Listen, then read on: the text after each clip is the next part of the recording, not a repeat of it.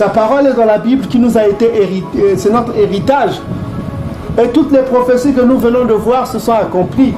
C'est ça notre héritage. D'autres disent que on arrête de laisser la Bible, c'est pas pour nous. La Bible, c'est notre héritage. Continue. De tout ton cœur et de toute ton âme. Donc c'est la sincérité. Il exige de nous de la sincérité, de notre engagement. Il faut que nous soyons sincères dans notre engagement. Si nous nous engageons pour la Bible, soyons sincères avec la Bible. Ne disons pas que oh, cette prophétie, ça ne nous concerne pas, c'est faux, sans pour autant justifier. On dit que vous serez arrachés du pays, oh non, on n'est pas arrachés. On dit que vous êtes devenus des peuples chassés, oh, on n'est pas chassés.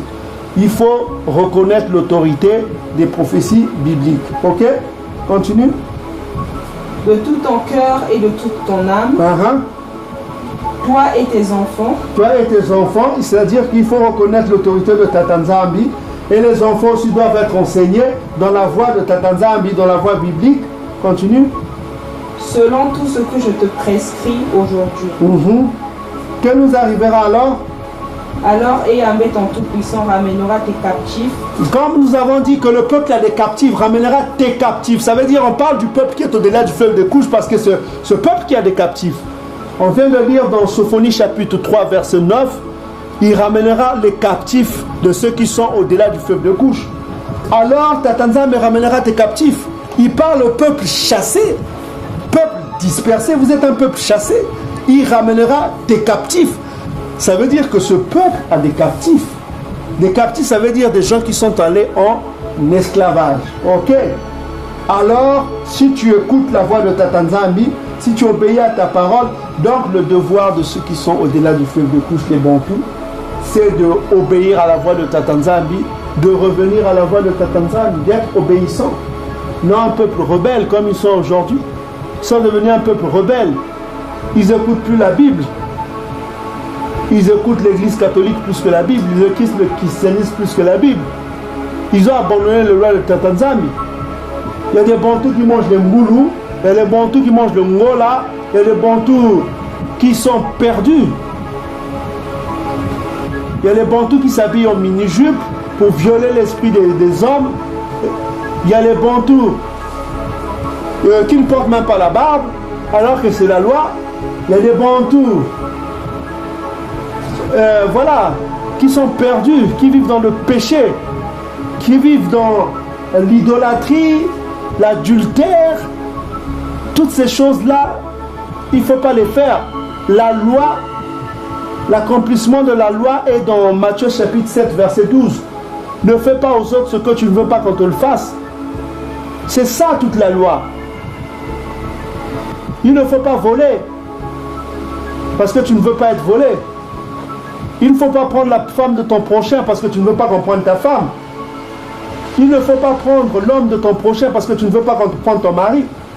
Donc, toute la loi est accomplie dans Matthieu chapitre 7 verset 12. Ne fais pas aux autres ce que tu ne veux pas qu'on te fasse. Si tu ne veux pas qu'on te tape, ne tape pas les autres. C'est ça la loi. Ok? Donc il dit ici, Tata Nzambi te ramènera, quand tu étais dans verset 3, alors Tata Nzambi ramènera tes captifs. Donc ce peuple a des captifs, des gens qui sont allés en captif. Et continue, il aura compassion de toi. Voilà, il aura compassion de toi, il ramènera tes captifs, il aura compassion de toi, Ésaïe chapitre 14 verset 1, que si seulement tu obéis à ta voix, à sa voix, il faut revenir aux Écritures. C'est ça que les Bantous doivent faire. C'est pourquoi on multiplie les vidéos, on perd le sommeil, on dort très tard pour vous.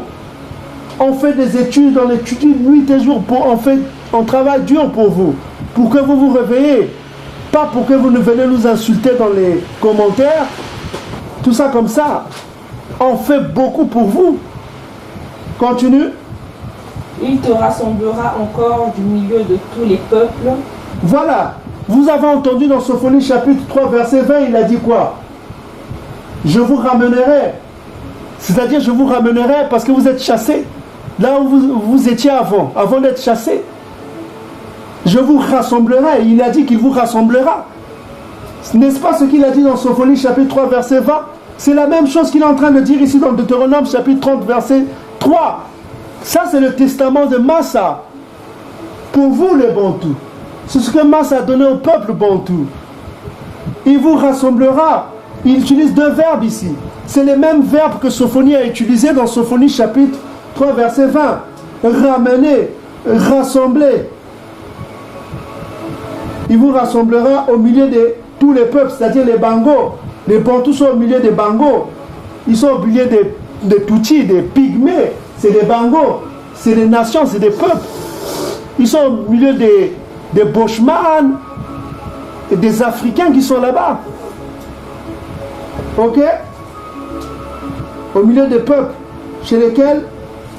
Et Yahvé ton Tout-Puissant t'aura dispersé. Que dit Sophonie 3.10? Mais dispersé, non? T'aura dispersé. C'est le même mot qui revient, mes frères et sœurs. Sophonie chapitre 3, verset 10. Ils sont un peuple dispersé, chassé.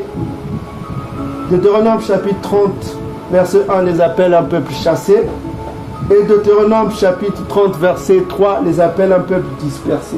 C'est les mêmes termes que Sophonie utilise. Là, nous sommes dans Sophonie chapitre 3, verset 8, juste avant. Hein. On est là-dedans. C'est la prophétie. Réjouissez-vous, peuple Bantou. Réjouissez-vous. N'ayez pas peur. Attachez-vous à la Bible. Écoutez tout ce qu'on vous donne comme conseil. On parle au nom de Tatanzam, Yamazulu, pour vous. On ne vous dit pas quelque chose de mal. On vous dit que la vérité biblique. Ok? Continue, ma soeur. Quand tu seras exilé à l'autre extrémité du ciel. Voilà. Donc on dit quand tu seras exilé. On les appelle maintenant des exilés. Extrémité de la terre. Mais il y a une question. On va voir c'est quoi le mot qu'il a utilisé là. Quel est le mot Bantou que le scribe Bantou a utilisé? On va voir rapidement en hébreu. C'est quel mot qu'il a utilisé comme exilé. Et comme on les appelle maintenant exilés, extrémité de la terre. C'est quoi le mot extrémité en hébreu qu'on utilise ici? On va voir le mot extrémité de la terre. Ça veut dire quoi? Parce qu'il faut faire attention parce que les ennemis traduisent, mais les Bantous disent autre chose. Ok? Donc c'est pourquoi on va voir dans la racine de... Ok, rebonjour à tous les Bantous partout où vous êtes, que le Tout-Puissant bénisse son peuple avec abondance. Les Bantous qui sont au-delà du fleuve de Couche, soyez bénis. Les Bantous qui sont captifs parmi les nations, partout où vous êtes, qui sont allés en esclavage, soyez bénis. Que les Bantous qui sont allés chercher de quoi subvenir aux besoins de leur famille partout où vous êtes, que le Tout-Puissant vous bénisse aussi. Donc on revient encore sur Deutéronome chapitre 30 pour prouver que les Bantous sont les Israélites et qu'ils doivent changer afin de se réconcilier avec Isaiah Congo, qui est le Malek de l'Alliance. Le Malek de l'Alliance, c'est-à-dire l'ange de l'Alliance. Il faut se réconcilier avec Makaya Congo, il faut se réconcilier avec lui parce que c'est lui qui décidera de notre sort. Donc voilà. Donc on va revenir sur Deutéronome chapitre 30, toujours au verset 4, pour savoir que veut dire ce mot extrémité du ciel.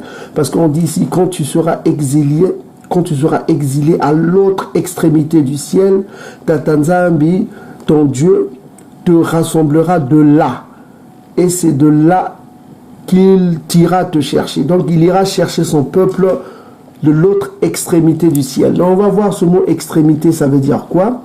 Donc on va rentrer toujours dans ça, c'est l'application Blue Letter Bible, c'est vraiment intéressant, ça donne les racines des traductions antiques, des traductions anciennes, comment les scribes bantous l'ont traduit selon le verbe, parce qu'il faut savoir que les masorettes donnent le sens au mot, mais vous verrez que quand on est un bantou, quand on lit en hébreu, on comprend facilement ce que ça veut dire. Donc on va aller ici pour voir le mot extrémité. On voit ici outcast. Voilà, outcast. On utilise le mot bantou qui veut dire kati. Voilà, le mot kati, ça veut dire milieu. Ça vient du mot kati-kati, hein, comme on dit kati-kati, ça veut dire le milieu. Hein. Donc il ira te chercher au milieu de la terre. Le milieu, c'est quand vous regardez la terre, vous regardez les bantous sont situés voilà, au-dessus de l'équateur, c'est-à-dire au milieu de l'équateur. Là, il y a une ligne qui traverse l'Afrique centrale qui s'appelle l'équateur. Hein, c'est une ligne imaginaire, selon les géographes. Ceux qui connaissent, c'est une ligne imaginaire qui traverse l'équateur, qui traverse l'Afrique centrale. Donc on voit qu'on parle de cet endroit-là. Voici une nouvelle vidéo en géographie sur les méridiens et les parallèles. Pour se repérer sur une carte, il existe différentes lignes imaginaires. La principale est l'équateur, qui coupe la Terre en deux hémisphères, l'hémisphère nord et l'hémisphère sud. Mais il existe d'autres lignes. Les parallèles. Le globe a été découpé en tranches parallèles à l'équateur. Ces parallèles représentent la latitude. C'est la distance qui sépare un point du globe de l'équateur, au nord ou au sud. Il y a le tropique du Cancer, le tropique du Capricorne et les deux cercles polaires arctiques et antarctiques. Les méridiens. Le globe a été aussi découpé en plusieurs quartiers, ce sont les méridiens. Le principal est le méridien de Greenwich qui passe à Londres et en France. Les autres méridiens représentent la longitude, c'est la distance qui sépare un point du globe du méridien de Greenwich. La terre du milieu, ce que nous, les Bako, appelait Toto Djankati. Donc ça veut dire la terre du milieu. Donc on voit que c'est le milieu de la terre. Donc on utilise le mot Kati là. Le mot Kati, le scribe utilise le mot Kati. Donc il ira chercher son peuple au milieu de la terre, c'est-à-dire le centre de la terre. Comment dirais-je? Le milieu de la terre, c'est-à-dire que le peuple, la ligne imaginaire qui traverse l'équateur, c'est en Afrique bantou. Donc vous voyez, il ira chercher son peuple du milieu de la terre, là où la terre, le milieu de la terre, c'est-à-dire la terre du milieu, c'est-à-dire au milieu. Kati, Kati ça veut dire milieu. Les Bantous disent aussi Kati Kati.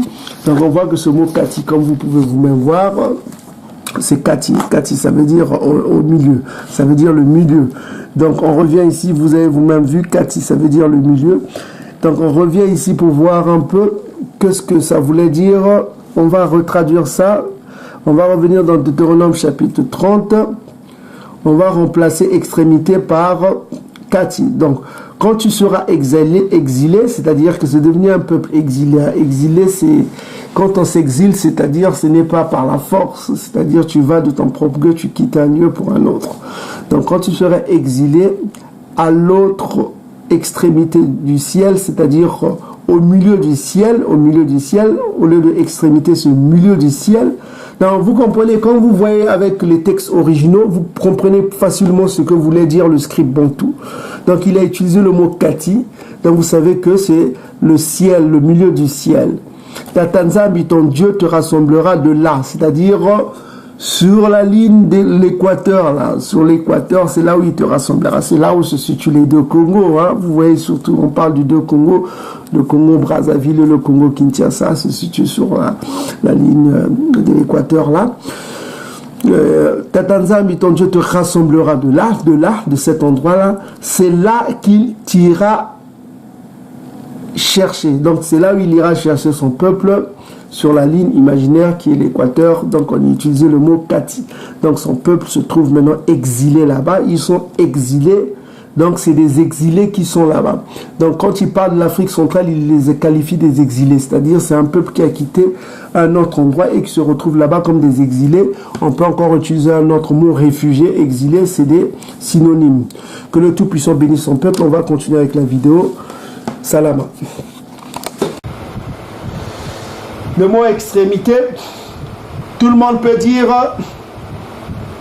Kati. Vous pouvez dire Kati. Ok? Quelqu'un peut me dire Kati en Kikongo, ça veut dire quoi Kati? Qui peut me dire Kati en Kikongo? Ma soeur, tu peux dire Kati, ça veut dire quoi en Kikongo? En anglais, Kati. Tu peux me dire Kati, ça veut dire quoi en français? Coupé. Coupé, Kati. Ok? Coupé. Et Kati Kati veut dire quoi? C'est le milieu, non? Kati Kati.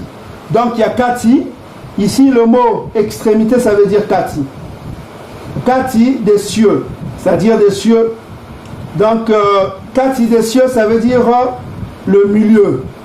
Or, qu'est-ce qui traverse l'Afrique?